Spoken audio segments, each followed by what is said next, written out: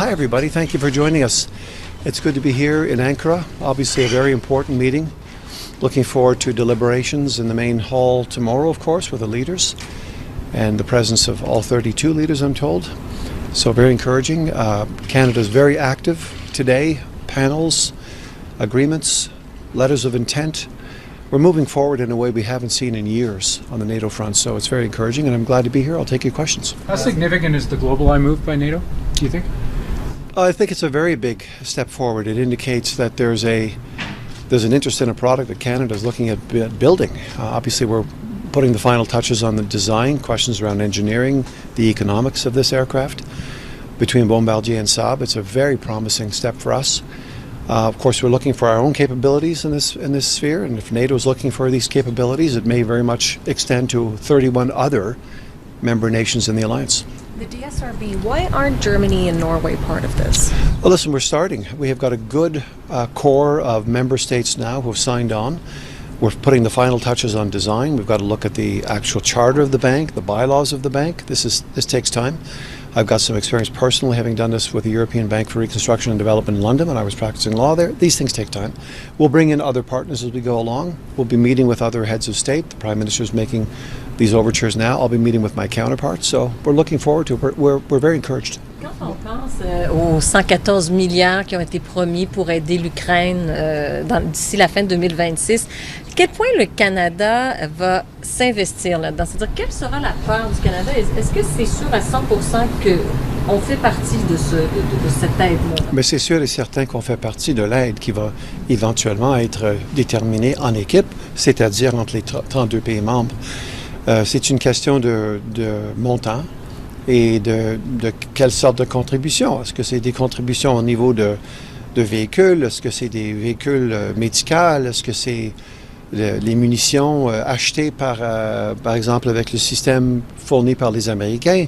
Tout ça, c'est à voir. Donc, on a encore du progrès à faire avec nos partenaires. Mais le Canada est là depuis 4 ans. Le Canada va toujours être là pour l'Ukraine. Et l'Ukraine aussi, actuellement, on n'est pas capable de faire face aux attaques russes parce qu'on n'a plus de missiles patriotes. Est-ce qu'il y a des discussions avec vos homologues américains? Est-ce qu'il va y avoir des discussions?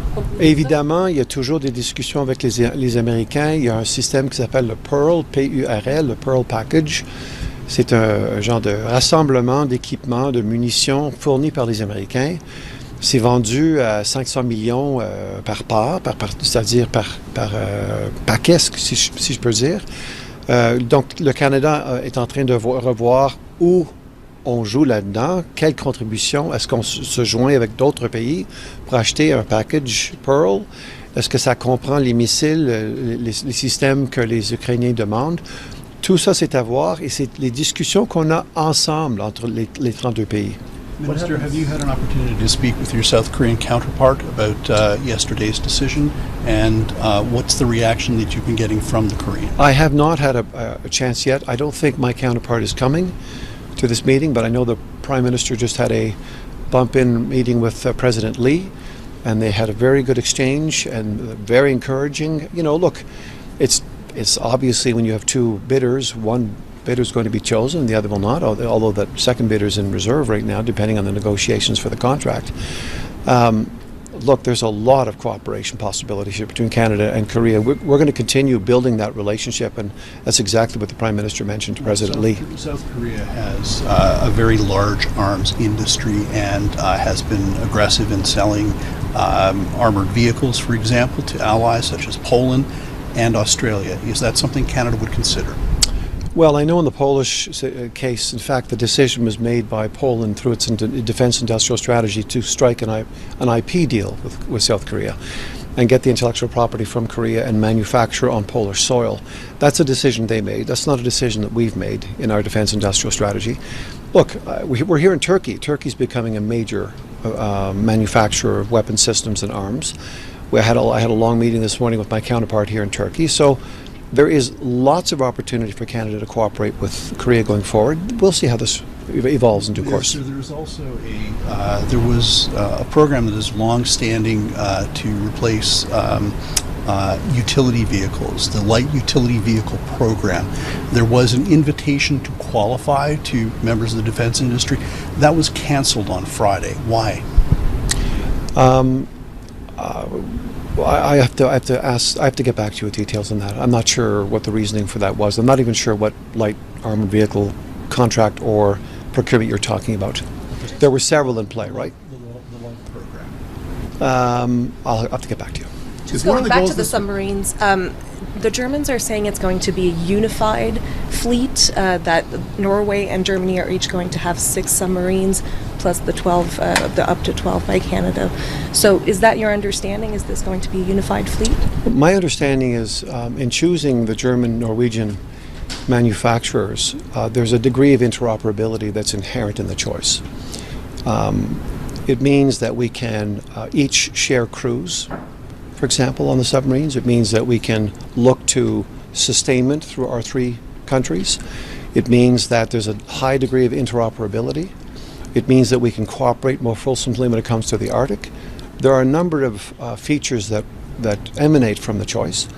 The extent to which we actually conduct that cooperative approach remains to be determined. Does Canada need an Arctic naval base for these submarines if it's an Arctic program?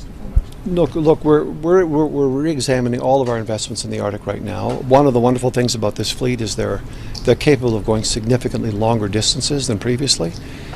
We had a deep sea port built by the previous government some 15 years ago in Indo-Pacific. That did not work and is not working, and we are decommissioning it. We made the decision. So right now we're looking at a situation where we've got refueling capacities, we've got major icebreakers being built to be able to spend a lot of time up and down through the Arctic.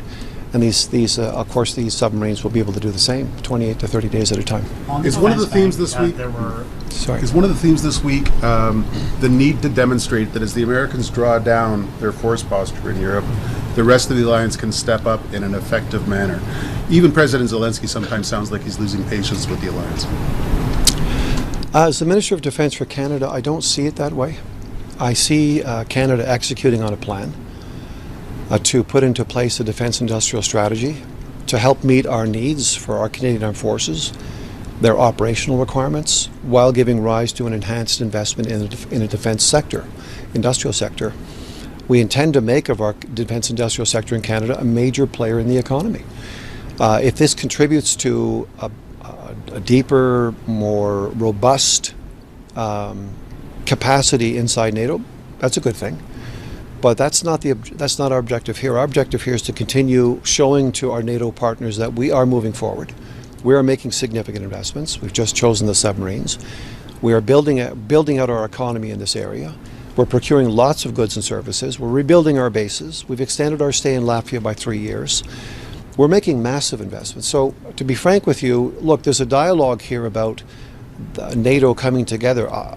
I'm relatively new to this portfolio, but I can tell you in the last 12 or 13 months, the extent to which NATO has come together as a gathering alliance of states is quite remarkable. The American change, though, is driving almost all of that. Surely you can't be saying that the American change is not having an impact here.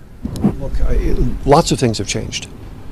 Lots of things But have that's changed. the biggest. Lots of things have changed. The German government went back to amend its constitution to allow it to spend more than 1% of its GDP on defense.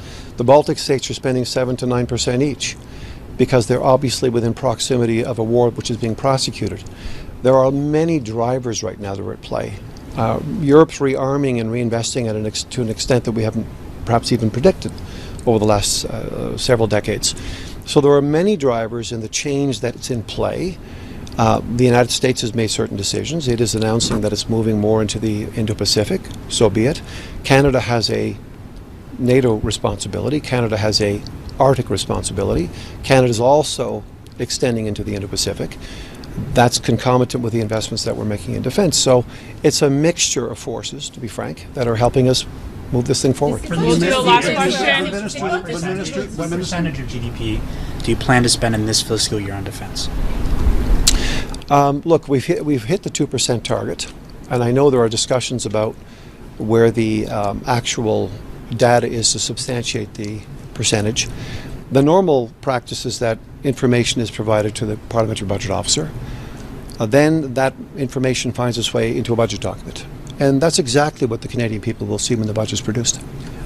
Last question. Canadian media, please. Evan, or Murray. Can I ask a question? The United States has revised its contributions to the NATO force model.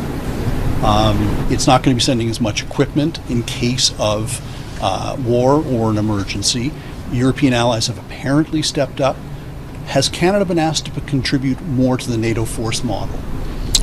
Canada has committed to achieving 5% by 2035. Not Canada has spending, sir, not defense spending, NATO force model. Yeah, look, all of this is under review. All of this is under negotiation. All of this is under discussion. That's the nature of this alliance. That's why we'll have these meetings tomorrow. But Canada right now is executing on a plan. The plan is to make sure that we achieve our 2% target, which we did. Make sure that we make these large procurements in record time, let's be honest, which was accomplished. Now we're moving to the 3.5% spend by 2029, and I believe that I know we are well on our way to achieving that. And those numbers will be found in the budget document in due course. So we're moving forward, and we'll adjust as we have to. Last question, Evan. Sorry, this is for Canadian media. Thank you. From just 1.2% to 2%, and Canada aims to get to 5%. Yes. Can you just say, do you think that the Canadian public is aware of the degree of sacrifice that it's going to have to make to achieve that kind of expenditure on defence? And where is that money going to come from? What has to be given up to get to that? I think the Canadian people realize that there's been a lot of change. I think they realize that our geography no longer protects us as a matter of course. I think they saw through this recent war in Iran, that Iran, for example, deployed a missile which traveled over 5,000 kilometers, having announced to the world for 2.5 decades that they had no such capacity, that they only had a missile that could travel 2,000, maybe 2,500 kilometers. The Canadian people know that the threat landscape has changed. The Canadian people understand that there are foreign interference activities going on.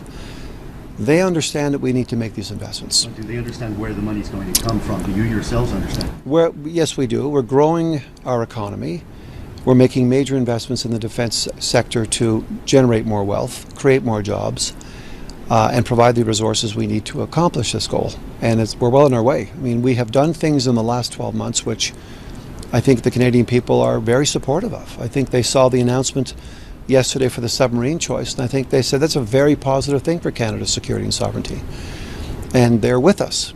I travel this country from coast to coast to coast, and I hear from them, please keep moving forward. Please keep us safe. Please keep us secure and sovereign. And I think we have a plan that we're executing on, and so far our plan is working. Thank you, everyone. Thank you very